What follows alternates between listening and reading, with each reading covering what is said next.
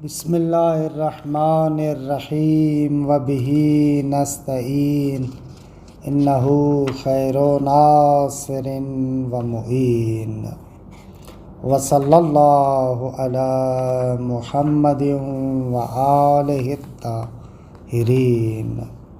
الحمدللہ، خداوند منان کے لطف و کرم سے ہماری گفتگو کتاب شریف بدایت المعارف میں ہے۔ بحث ہماری معاد کے بارے میں ہے۔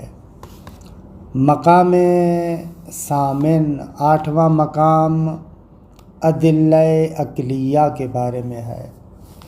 صاحب کتاب بدایت المعارف معاد کے وقوع پر کچھ دلائل عقلیہ کو ذکر کرتے ہیں۔ آپ فرماتے ہیں کہ حقیقت مطلب تو یہ ہے کہ قرآنی اور حدیثی اتنے بیانات کے بعد کوئی خاص ضرورت نہیں رہتی کہ معاد کے وقوع پر دلائل عقلیہ کو ذکر کرے، لیکن کیونکہ خود ان ادلہ سمعیہ یعنی آیات و روایات، ان میں خود ان دلائل عقلیہ کی طرف اشارہ کیا گیا ہے، لہٰذا ہم یہاں پر کچھ عقلی دلائل کو ذکر کرتے ہیں۔ دلیل اول دلیل حکمت ہے۔ دلیل حکمت کو مختلف بیانات سے صاحب کتاب ذکر کرتے ہیں۔ مختلف آغایون کے بیانات، متکلمین، دانشور، محققین، مفسرین، ان لوگوں کے جو مختلف بیانات ہیں، ان تمام بیانات کو یہاں پر ذکر کرتے ہیں۔ خلاصہ دلیل حکمت یہ ہے کہ پہلے مرحلے میں ہم ایک قیاس اقترانی بناتے ہیں، پھر اس کے نتیجے کے ساتھ قیاس استثنائی کو ضمیمہ کرتے ہیں اور اس سے یہ نتیجہ مل جائے گا۔ آپ نے منطق میں پڑھا ہے کہ قیاس یا قیاس اقترانی ہے یا استثنائی ہے۔ قیاس اقترانی اس قیاس کو کہتے ہیں کہ جس کے مقدمتین میں صراحتاً نتیجہ یا نقیض نتیجہ ذکر نہ ہو، کہ اشکال اربعہ کی صورت میں ہے معمولاً۔ اور قیاس استثنائی اس قیاس کو کہتے ہیں کہ جس کا نتیجہ یا نقیض نتیجہ مقدمتین میں کسی جگہ پر ذکر ہوتا ہے صراحت کے ساتھ۔ یہ تفصیلات منطق جزء ثانی میں۔ پہلا قیاس اقترانی یہ ہے، صغریٰ اللہ تبارک و تعالی حکیم ہے، کبریٰ حکیم کبھی بھی عبث اور بیہودہ کام نہیں کرتا، نتیجہ خدا کبھی بھی عبث اور بیہودہ کام نہیں کرتا۔ یہ ہو گیا قیاس اقترانی۔ اس کے ساتھ قیاس استثنائی کو ضمیمہ کریں۔ قیاس استثنائی ایسے ہے، اگر انسان کے لیے معاد نہ ہو تو انسان کی خلقت عبث اور باطل ہے، لیکن پروردگار عالم کی خلقت عبث اور باطل نہیں ہے، پس انسان کے لیے معاد نہ ہو یہ باطل ہے۔ یہاں پر رفع تالی سے رفع مقدم کا نتیجہ لے رہے ہیں۔ مقدم کیا ہے؟ اگر انسان کے لیے معاد نہ ہو، تالی کیا ہے؟ تو انسان کی خلقت عبث اور بیہودہ ہوگی۔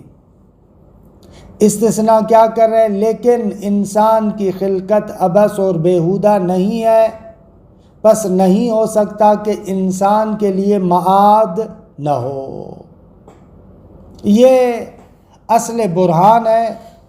پھر اس برہان کے مقدمات کی توضیحات ذکر کرتے ہیں، پھر ان توضیحات کے ضمن میں مختلف آغایون کے جو مختلف بیانات ہیں ان کو ذکر کرتے ہیں، کہ مطلب بہت زیادہ تفصیلی ہو جاتا ہے۔ اصل نقطہ یہی ہے، باقی بہرحال مختلف تقریبات اور مختلف نکات جو اس کے ذیل میں ہیں وہ عبارت کے ضمن میں ذکر کریں گے۔ دلیل الحکمہ، فرماتے ہیں کہ دلیل حکمت، ان الحد الوسط فی ھذا الدلیل، فرماتے ہیں اس دلیل میں جو حد اوسط ہے، ہو حکمتہ تعالی، حد وسط خداوند منان کی حکمت ہے۔ والشکل القیاسی فی ھذا الدلیل، اس دلیل کی منطقی شکل کچھ اس طریقے سے ہے۔ والشکل القیاسی فی ھذا الدلیل یکون ھکذا، اس دلیل میں منطقی اور قیاسی شکل اس طریقے سے ہے۔ ان اللہ تعالی حکیم، یہ ہے صغریٰ، والحکیم لا یفعل عبثا وسفہا، یہ ہے کبریٰ، فہو تعالی لا یفعل عبثا وسفہا، یہ ہے نتیجہ۔ بے تحقیق اللہ تبارک و تعالی حکیم ہے، اور حکیم کبھی بھی عبث اور بیہودہ کام نہیں کرتا، پس خداوند متعال عبث اور بیہودہ کام نہیں کرتا۔ یہ ہے قیاس اقترانی شکل اول۔ ثم ینضم الیہ القیاس الاستثنائی، پھر اس نتیجے کے ساتھ آپ یا اس قیاس کے ساتھ ضمیمہ کریں قیاس استثنائی کو۔ قیاس استثنائی ایسے ہے، وہ قیاس استثنائی یوں ہے، انہ لو لم یکن للانسان معاد مقدم لکان خلقتہ یا لکان خلقہ عبثا و باطلا، یہ ہے تالی، اگر انسان کے لیے معاد نہ ہو تو انسان کی خلقت عبث اور باطل ہے۔ ولیکن اللہ تعالی لا یفعل عبثا و سفہا، لیکن اللہ تبارک و تعالی عبث اور بیہودہ کام نہیں کرتا، یا اگر دقیق طریقے سے عبارت استعمال کریں لیکن خلقت عبث اور بیہودہ نہیں ہے، ایسے اگر واقعاً جو ہے وہ کیا ہے قیاس کی عبارت کو استعمال کریں تو وَلَٰكِنَّ خَلْقَهُ لَيْسَ بِعَبَثٍ وَسَفَہا، ایسے ہوتا تو روشن تر تھا۔ پس فَالْمَعَادُ لِلْإِنسَانِ ثَابِتٌ، نقطہ سمجھے کہ یہاں پر دیکھیں لَوْ لَمْ يَكُنْ لِلْإِنسَانِ مَعَادٌ مُقَدَّمٌ لَكَانَ خَلْقُهُ عَبَثًا وَبَاطِلًا تَعْلِي وَلَٰكِنْ لَيْسَتْ یا وَلَٰكِنْ لَيْسَ خَلْقُهُ عَبَثًا وَبَاطِلًا رفع تعلی، نتیجہ نکلے گا پس ایسے نہیں ہے کہ انسان کے لیے معاد نہ ہو، بلکہ انسان کے لیے معاد ہوگی۔ فَالْمَعَادُ لِلْإِنسَانِ ثَابِتٌ، پس انسان کے لیے معاد ثابت ہے۔ فَحِکْمَتُهُ تَعَالَى تقتضی ان یکون للانسان حیات دائمیہ، پس حکمت باری تعالیٰ کا تقاضا یہ ہے کہ انسان کی حیات دائمی ہو۔ فحکمتہ تعالیٰ تقتضی ان یکون للانسان حیات دائمیۃ ومعاد فی القیامہ، قیامت میں اس کے لیے معاد ہو۔ وتوضیح ذلک یحتاج الی بیان مقدمات، اس مطلب کی توضیح کے لیے 3 مقدمات کی توضیح ضروری ہے تاکہ یہ برہان بالکل واضح ہو جائے۔ الاولی، پہلا مقدمہ، ان اللہ تعالی حکیم، اللہ تبارک و تعالی حکیم ہے۔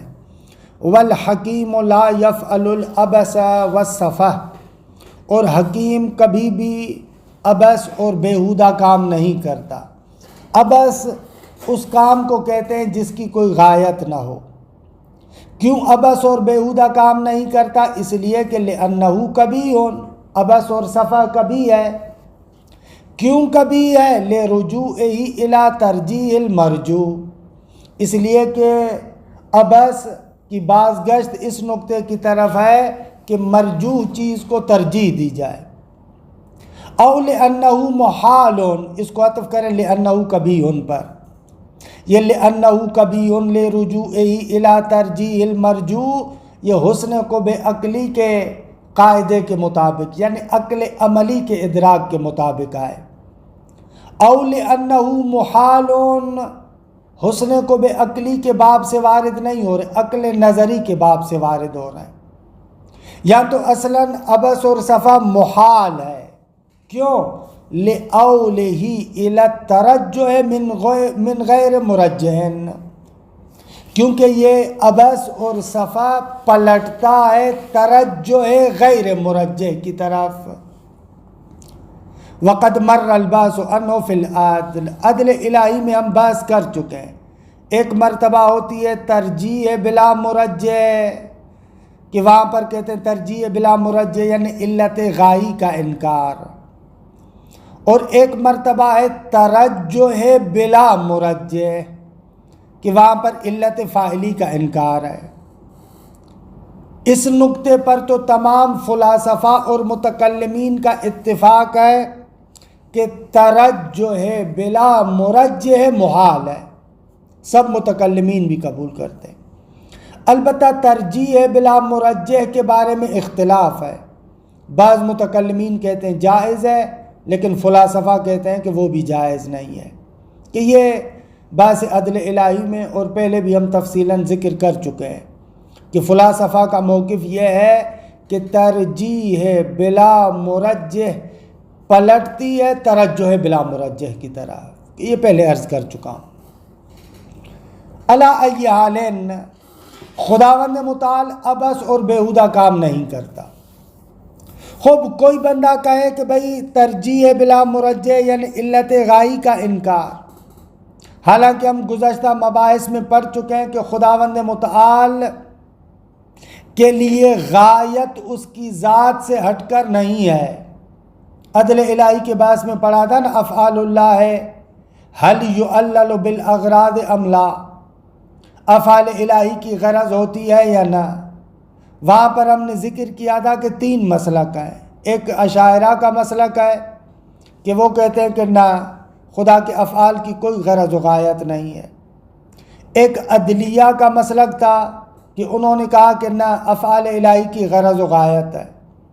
اور ایک محققین اور فلاسفہ کا مسلک تھا کہ وہ کہتے تھے کہ پروردگار عالم کے افعال کی غایت اپنی ذات سے ہٹ کر نہیں ہے، کہ ہم نے کہا تھا قول حق یہ ہے۔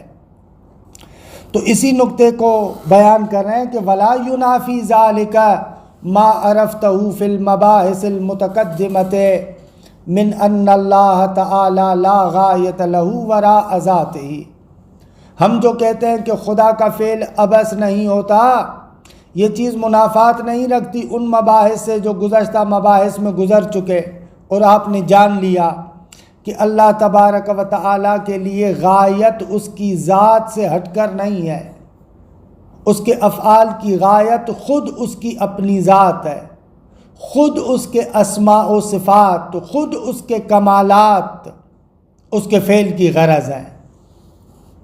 یہ مطلب کہ خدا عبث کام نہیں کرتا، اس مطلب کے ساتھ منافات نہیں رکھتا، کیونکہ لأن المقام یثبت الغایت للفعل لا للفاعل، کیونکہ وہاں پر بھی ذکر کیا تھا کہ بالآخر بہرحال بعض مقامات پر غایت فعل کی طرف پلٹتی ہے، نہ کہ فاعل کی طرف۔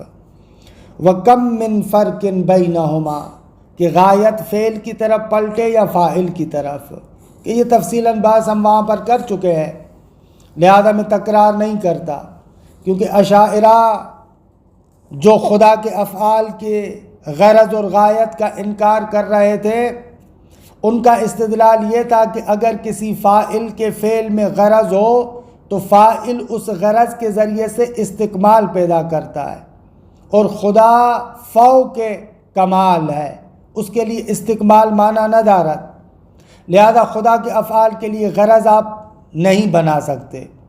تو امامیہ متکلمین نے جواب دیا تھا کہ بابا، اگر افعال کی غرض فاعل کی طرف پلٹتی ہو تو استکمال لازم آئے گا، لیکن اگر فعل افعال کی غرض خود فعل کی طرف پلٹتی ہو تو اس میں استکمال لازم نہیں آتا۔ یہ شیعہ اور معتزلی متکلمین اشاعرہ کو جواب دے رہے تھے کہ بس ہمارے پاس ایک مرتبہ غرض فعل ہے، یعنی ایسی غرض جو فعل کی طرف پلٹتی ہے، اور ایک مرتبہ ایسی غرض ہے جو فاعل کی طرف پلٹتی ہے۔ ان دونوں میں فرق ہے۔ وَكَمْ مِنْ فَرْقٍ بَيْنَهُمَا، کتنا زیادہ فرق ہے ان دونوں میں۔ یہ پہلا مقدمہ کہ پس اللہ تبارک و تعالی حکیم ہے۔ الثانیۃ ان العبث والسفہ هو ما لا يترتب علیہ غایۃ عقلائیہ۔ عبث اور بیہودہ ہر اس کام کو کہتے ہیں جس کی کوئی غایت عقلائیہ نہ ہو۔ دیکھیں، ہم نے بارہ آپ کی خدمت میں عرض کیا ہے کہ ایک ہوتی ہے علت غائی اور ایک ہے غایت۔ علت غائی یعنی ما لأجلہ فعل الفعل، جس کی وجہ سے فعل کو انجام دیا جائے وہ علت غائی ہے، اور جو فعل پر خارج میں مترتب ہو اسے کہتے ہیں غایت۔ اب یہ غایت چند طریقوں کی ہے۔ کبھی کبھار غایت عقلائی ہوتی ہے، کبھی کبھار غایت وہمی اور خیالی ہوتی ہے۔ مثلا بچے کو آپ نے دیکھا ہے نا، بچہ کھیل کود میں مثلا مختلف چھوٹی چیزیں بناتا ہے پھر ان کو توڑ دیتا ہے، تو ہم کہتے ہیں بچہ جو یہ کام کر رہا ہے اس کام کی غایت ہے، لیکن وہ غایت عقلائی نہیں ہے، غایت خیالی ہے، وہمی ہے۔ اور ایک مرتبہ ایک فعل کی غایت عقلائی ہوتی ہے۔ تو عبث اور سفہ بیہودہ کام اس کام کو کہتے ہیں کہ جس کی غایت عقلائی نہ ہو۔ مثل ما اذا صرف ذو ثروۃ مالہ فیما لا منفعۃ لہ۔ مثلا ایک امیر آدمی اپنے مال کو خرچ کرے ایسی چیز میں جس کا کوئی فائدہ نہ ہو، اسے کہیں گے عبث ہے۔ او فیما یکون منفعتہ اقل مما صرفہ، یا مثلا اپنی ثروت کو، اپنے مال کو خرچ کرے ایسے کام میں جس کی منفعت اس خرچ سے کمتر ہو۔ ولا یکون الصرف ذا حکمت، تو اس قسم کا خرچ کرنا حکمت والا نہیں کہلائے گا۔ درست ہے؟ اعلیٰ یوں عبارت پڑھیں، مثل ما اذا صرف ذو ثروۃ مالہ فیما لا منفعۃ لہ۔ درست ہے؟ اب آگے یوں پڑھیں، ولا یکون الصرف ترتب علیہ المنفعۃ الزائدۃ ولا یکون الصرف ذا حکمت، یہ خرچہ اس وقت تک حکیمانہ نہیں ہوگا الا اذا ترتب علیہ المنفعۃ الزائدۃ اما صرف، جب تک اس پر کوئی ایسی منفعت مترتب نہ ہو جو اس کے خرچ سے زیادہ ہو۔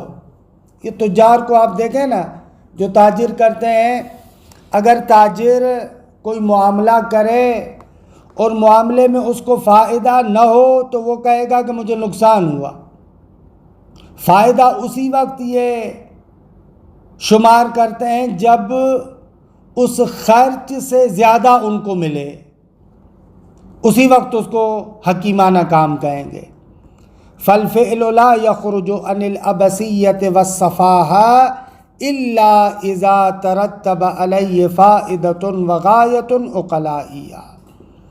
فعل کہتے ہیں اس وقت تک عبثیت اور بیہودہ پن سے خارج نہیں ہوگا مگر یہ کہ اس پر فائدہ مترتب ہو اور غایت عقلائیہ مترتب ہو۔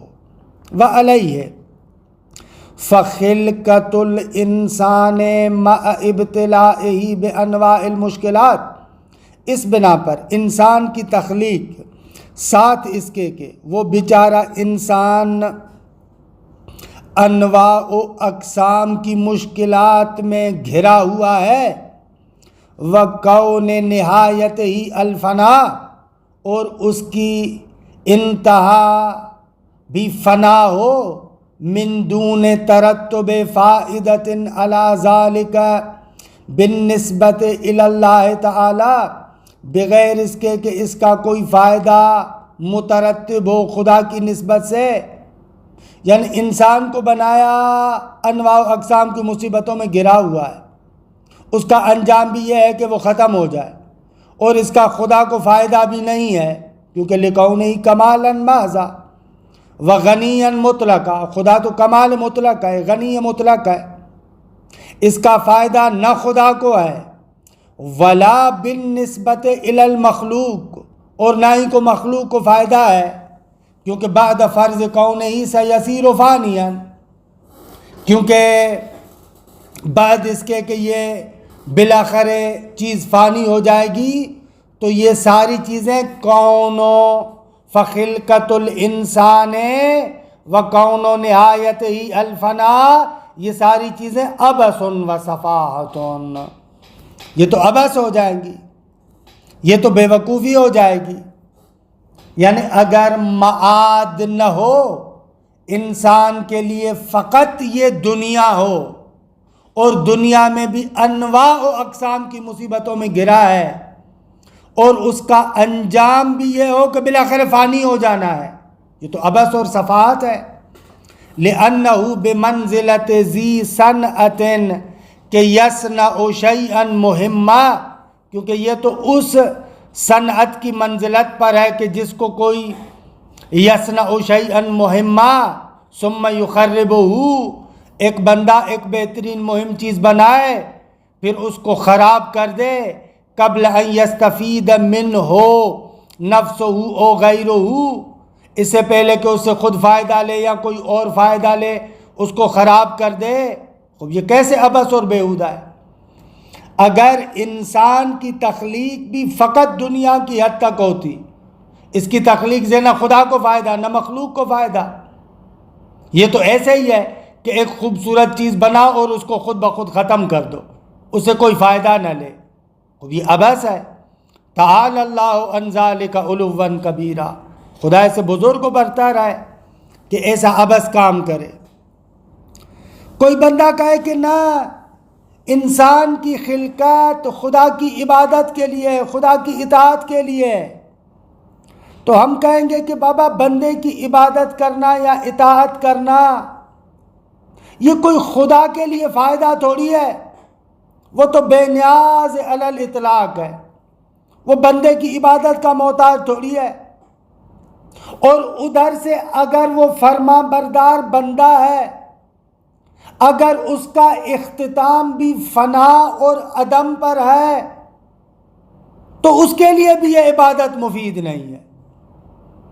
پس یہ نہ کہیے گا کہ ہم جو کہتے ہیں کہ اگر انسان کی خلقت فقط دنیا تک محدود ہو تو عبث اور بیہودہ ہے، آپ اس کے جواب میں پلٹ کر کہیں نہ، انسان تو بندگی کے لیے پیدا ہوا ہے، تو جواب اس کا یہ ہوگا کہ بابا بندگی اطاعت اس کا اگر خدا کی نسبت سے دیکھو اسے تو کوئی فائدہ نہیں ہے، اور بندے کے لیے بھی اگر آخرت نہ ہو تو بندے کے لیے بھی کوئی فائدہ نہیں ہے۔ کہتے ہیں وَعِبَادَةُ الْإِنسَانِ وَإِطَاعَتُهُ لِلَّهِ عَزَّ وَجَلَّ لَا تَنْفَعُ فِي حَقِّهِ تَعَالَى، انسان کی عبادت کرنا اور انسان کا خدا کی اطاعت کرنا یہ خدا کے مورد میں خدا کے لیے تو کوئی فائدہ مند چیز نہیں ہے، کیونکہ لِكَوْنِهِ غَنِيًّا مُطْلَقًا، کیونکہ خدا بے نیاز مطلق ہے، وَلَا فِي حَقِّ الْمُطِیعِ، اور اطاعت کرنے والے کے حق میں بھی فائدہ نہیں ہے، بعد کون المفروض انہ سیصیر فانیا، کیونکہ فرض یہ ہے کہ یہ بھی خود ان قریب فانی ہو جائے گا۔ والاستکمال بالطاعۃ والعبادہ لا مطلوبیۃ لہ الا اذا کان المطیع باقیا، اگر اطاعت کے ذریعے سے جو بندہ کمال پیدا کرتا ہے یا عبادت کے ذریعے سے جو بندہ کمال پیدا کرتا ہے، یہ اس وقت ہے جب مطیع باقی رہے۔ فَإِنَّ الْعِبَادَةَ وَالطَّاعَةَ حِينَئِذٍ تُوجِبَانِ رَفْعَةَ نَفْسِ الْمُطِیعِ إِلَى مَقَامٍ کہ یتلذذ منہ، اس وقت جب مطیع باقی رہے گا تو یہ عبادت اور اطاعت اس مطیع کے نفس کے ارتقاء اور بلندی کا باعث بنے گی کہ نفس مطیع ایک ایسے مقام پر پہنچ جائے جس مقام سے لذت لے۔ وہ مقام کیا ہے؟ کل قرب والدنو من ساعت ربہ المتعال، خدا کی بارگاہ میں قرب حاصل ہو اس کو، وَكَلِيَاقَتِهِ لِلْمُجَالَسَةِ مَعَ الْأَوْلِيَاءِ الْكَرَامِ، یا مثلا اس میں یہ لیاقت پیدا ہوگی کہ قیامت میں اولیاء کرام کی محفل میں بیٹھے فی جنات النعیم، تو مفید ہے نا۔ اگر بندہ اطاعت بھی کرے، عبادت بھی کرے، لیکن موت اختتام ہو، اس کے بعد انسان فانی ہو جائے تو خوب دی کہ کیا فائدہ پھر۔ قال الاستاذ الشہید مطہری قدس سرہ، مرحوم آغا شہید مرزا مطہری کہتے ہیں ان کان خلف کل وجود عدم او خلف کل عمران تخریب وان کان کل نیل للتخلیۃ فما یحکم علی النظام العالمی الا التحیر والضلال۔ اگر ہر وجود کے بعد اس کی فنا ہو، ہر آبادی کے بعد اس کی تباہی ہو، اور ہر کمال کے حاصل کرنے کے بعد اس کو چھوڑنا ہو، تو پھر تو اس پورے کائنات اور نظام پر کوئی حکم نہیں لگایا جا سکتا مگر یہ کہ یہ نظام متحیر ہے، اپنا راستہ بھول چکا ہے۔ اگر اس زندگی کے بعد میری فنا ہے، ختم ہو جاؤں گا، تو اس زندگی کا کیا فائدہ؟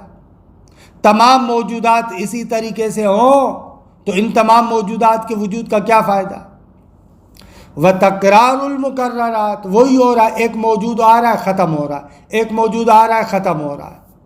فَيَقُومُ وُجُودُ كُلِّ شَيْءٍ عَلَى الْعَدَمِ وَالْبَاطِلِ، اس صورت میں تو ایسے لگے گا کہ ہر شے کا وجود بطلان، نیستی اور عدم پر کھڑا ہوا ہے۔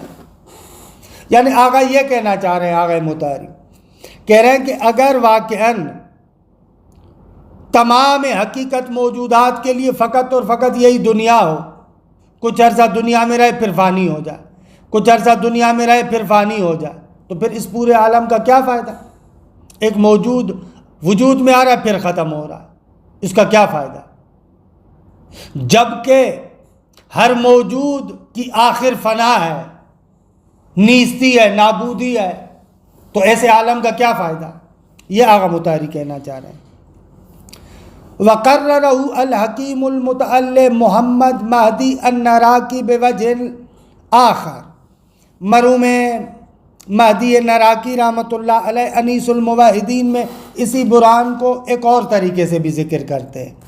اب یہاں سے اسی برہان کی مختلف تقریبات جو مختلف آغایون نے ذکر کی ہے، وَهُوَ أَنَّا نَرَى فِي هَذَا الْعَالَمِ بَعْضَ النَّاسِ يُطِيعُونَ وَبَعْضًا آخَرَ يَعْصُونَ وَبَعْضَهُمْ يُحْسِنُونَ وَبَعْضًا آخَرَ يُسِيئُونَ وَبَعْضَهُمْ يُدِيمُونَ فِي الْعِبَادَةِ وَالطَّاعَةِ وَبَعْضًا آخَرَ يُدِيمُونَ الْمَعَاصِي وَالسَّيِّئَاتِ وَنَرَى جَمْعًا فِي الْخَيْرَاتِ وَالْمَبَرَّاتِ وَجَمْعًا آخَرَ فِي الظُّلْمِ وَالْخَطِيئَاتِ وَنَرَى طَائِفَةً نَالُوا مَقَامَ رِضَایَةِ اللَّهِ تَعَالَى وَفِرْقَةً أُخْرَى ذَهَبُوا فِي الطُّغْيَانِ وَالضَّلَالِ وَنَرَى طَبَقَةً فِي الْإِحْسَانِ وَالنُّصْحِ وَزُمْرَةً فِي الْمَلَاهِ وَالْمَنَاهِي وَنَرَى مَعَ ذَلِكَ أَنَّ الْمَوْتَ يَعْرِضُ عَلَى جَمِيعِهِمْ وَيُفْنِيهِمْ مع عدم نيل كل واحد منهم بجزاء عمله، پس فلو لم يكن عالم آخر کہ يجزى كل واحد بعمله لكان خلقة هذا النوع العظيم شأنه لكان خلقة هذا النوع عبثا وسفها۔ مطلب تھوڑا دا ہے، تکرار زیادہ ہے۔ آغا نراکی کہتے ہیں کہ ہم دیکھتے ہیں اس عالم میں بعض لوگ اطاعت کرتے ہیں، بعض لوگ نافرمانی، بعض لوگ اچھے کام کرتے ہیں، بعض لوگ برے کام، بعض لوگ ہمیشہ عبادت اور اطاعت میں اور بعض لوگ ہمیشہ نافرمانی اور گناہوں میں ہیں۔ ایک گروہ کو دیکھتے ہیں کہ اچھے کام کرتا ہے، ایک گروہ کو دیکھتے ہیں ظلم اور خطا کو انجام دیتا ہے، ایک گروہ کو دیکھتا ہے کہ خدا کی رضا کو پہنچتا ہے، دوسرا گروہ طغیان اور گمراہی میں پھنسا ہوا ہے، ایک طبقہ احسان اور نوسوں میں ہے، ایک طبقہ گناہوں میں پھنسا ہوا ہے۔ یہ تمام لوگوں کو آپ ان دو حالتوں سے خارج تو نہیں دیکھتے، لیکن باوجود اس کے ہم دیکھتے ہیں کہ موت سب پر عارض ہوتا ہے اور سب کو فنا کر دے۔ اب اگر مان لیا جائے کہ ان افراد میں سے کوئی بھی بندہ اپنے عمل کی جزا نہیں دیکھے گا، اور اگر مان لیا جائے کہ اس عالم کے علاوہ کوئی اور عالم نہ ہو کہ جہاں پر ہر ایک کو اپنے عمل کی جزا دی جائے، تو اس عظیم نوع کی تخلیق عبث اور بیہودہ ہو جائے گی۔ یہ پوری عبارت کا لفظی ترجمہ کیا آسان لفظوں میں۔ آقا کہتے ہیں کہ اس دنیا میں بعض اچھے لوگ ہیں، بعض برے لوگ ہیں۔ اب اگر دونوں مرنے کے بعد ختم ہو جائیں، یہ تو عبث اور بیہودہ ہے کہ کوئی بندہ اپنی غایت تک نہ پہنچے۔ وَنَحْوُهُ كَلَامُ الْفَاضِلِ الشَّعْرَانِي قُدِّسَ سِرُّهُ فِي تَرْجِمَةِ وَشَرْحِ تَجْرِيدِ الْاعْتِقَاد۔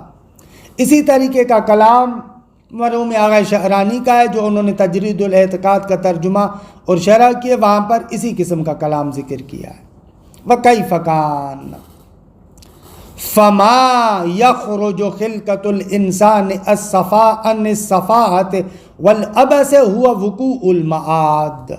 آغا وہ چیز جو خلقت انسان کو، تخلیق انسان کو عبث اور بیہودہ ہونے سے باہر نکالتی ہے، وہ چیز معاد کا واقع ہونا ہے، کیونکہ وَكَيْفَ كَانَ فَمَا يَخْرُجُ خِلْقَةُ الْإِنسَانِ عَنِ الصَّفَاءَةِ وَالْعَبَثِ هُوَ وُقُوعُ الْمَعَادِ لِأَنْ يَصِلَ الْإِنسَانُ إِلَى نَتِيجَةِ عَمَلِهِ الَّذِي عَمِلَهُ فِي الدُّنْيَا، تاکہ انسان اپنے عمل کے نتیجے تک پہنچ سکے، وہ عمل کہ جس عمل کو اس نے دنیا میں انجام دیا ہے۔ حل النتیجہ من الاستکمال او جزائہ، کہ ارتقا پیدا کرے انسان، کمال تک پہنچے، یا اگر برے کام کیے ہیں تو اس کی جزا ملے۔ وَإِلَيْهِ يَؤُولُ قَوْلُهُ تَعَالَى، اسی کی طرف یہ آیہ کریمہ سورہ مومنون کی پلٹتی ہے۔ أَفَحَسِبْتُمْ أَنَّمَا خَلَقْنَاكُمْ عَبَثًا، کیا تم گمان کرتے ہو کہ ہم لوگوں نے تمہیں عبث اور بیہودہ بنایا ہے؟ وَأَنَّكُمْ إِلَيْنَا لَا تُرْجَعُونَ، اور تمہیں ہماری طرف نہیں پلٹایا جائے گا۔ فَتَعَالَى اللَّهُ الْمَلِكُ الْحَقُّ، بلند ہے وہ اللہ جو بادشاہ ہے، حق ہے۔ لا الہ الا هو رب العرش الکریم، کوئی معبود برحق نہیں ہے سوائے اس کے جو عرش کریم کا پالنے والا ہے۔ اور اسی طریقے سے فَقَوْلُهُ أَفَحَسِبْتُمْ أَنَّمَا خَلَقْنَاكُمْ عَبَثًا وَأَنَّكُمْ إِلَيْنَا لَا تُرْجَعُونَ، کیا تم لوگ گمان کرتے ہو کہ ہم نے تمہیں عبث بنایا ہے اور تمہیں ہماری طرف نہیں پلٹنا؟ یہ فَقَوْلُهُ اشارۃ الی ان خلقۃ الانسان بدون الرجوع والمعاد لیس الا عبثا وصفاہا وہی المقدمۃ الثالثہ۔ پس یہ آیت بھی اشارہ کرتی ہے کہ اگر انسان کی تخلیق کے لیے رجوع اور معاد نہ ہو تو یہ عبث اور بیہودہ ہو جائے گا۔ خوب، یہ جو ہے وہ کیا ہے؟ مقدمہ ثانیہ کی طرف اشارہ تھا۔ اچھا، وَقَوْلُهُ تَعَالَى فَتَعَالَى اللَّهُ الْمَلِكُ الْحَقُّ، یہ جو جملہ ہے کہ پروردگار عالم اللہ بلند ہے جو بادشاہ ہے اور حق ہے، اشارۃ الی عدم وقوع العبث منہ، یہ اس نقطے کی طرف اشارہ ہے کہ خدا کی جانب سے عبث اور بیہودہ کام نہیں ہوتا۔ تعالی، خدا بلند ہے، لعلوہ عن ذالک، کیونکہ خدا اس سے بلند و بالاتر ہے کہ عبث کام کو انجام دے۔ وَهُوَ الْمُقَدِّمَةُ الْأُولَى، یہ وہی پہلا مقدمہ ہے کہ خدا عبث اور بیہودہ نہیں کرتا۔ وَلَعَلَّ قَوْلَهُ لَا إِلَهَ إِلَّا هُوَ رَبُّ الْعَرْشِ الْكَرِيمِ اشارۃ الی عدم حاجتہ الی خلقۃ الانسان ومعادہ، شاید یہ جملہ کہ کوئی معبود برحق نہیں ہے سوائے اس کے کہ جو پالنے والا ہے عرش کریم کا، یہ اشارہ ہے کہ خدا کو اصلاً نہ انسان کی تخلیق کی ضرورت ہے نہ اس کے معاد کی، لأنہ مالک الملک، وہ بادشاہوں کا بادشاہ ہے، والذی یکون کذالک لا حاجت الی غیرہ، جو اس طریقے سے ہو اس کو کسی کی ضرورت نہیں ہے۔ فنیل الانسان الی غایتہ وعدمہ لا یؤثران فی مالکیتہ للملک، انسان اپنی غایت تک پہنچتا ہے یا نہیں پہنچتا، یہ دونوں چیزیں خدا کی بادشاہت اور مالکیت میں اثر انداز نہیں ہیں۔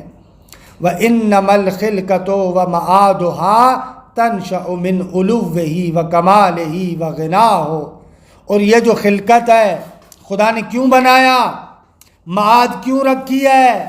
خوب یہ خدا کے علو، کمال مطلق، غنی مطلق ہونے کا تقاضا ہے۔